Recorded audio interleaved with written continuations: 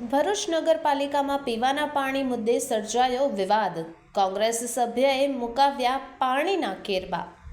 ભરૂચ નગરપાલિકા ward number 3ના કોંગ્રેસના ચૂંટાયેલા સભ્ય જિગ્નેશ બ્રહ્મભટ્ટ દ્વારા અરજદારો માટે પીવાના પાણીના કેરબા મૂકવામાં આવ્યા હતા.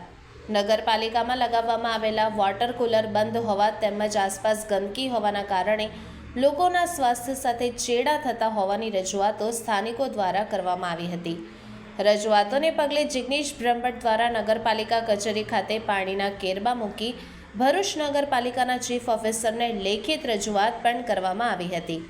અરજદારોને ગરમીમાં પીવાના શુદ્ધ પાણી માટે હાલાકી ભોગવવી પડી રહી હોવાનો આક્ષેપ પણ કરવામાં આવ્યો હતો. આ મામલે ભરૂચ નગરપાલિકાના ચીફ ઓફિસર હરેશ અગ્રવાલે જણાવ્યું કે નગરપાલિકા દ્વારા અરજદારો માટે પીવાના પાણીની વ્યવસ્થા પહેલાંથી જ કરવામાં આવી છે અને આવનાર સમયમાં પણ ચાલુ રહેશે. હાલ નગરપાલિકામાં લગાવવામાં આવેલ વોટર કુલર સર્વિસિંગ માટે બંધ રાખવામાં આવ્યું છે.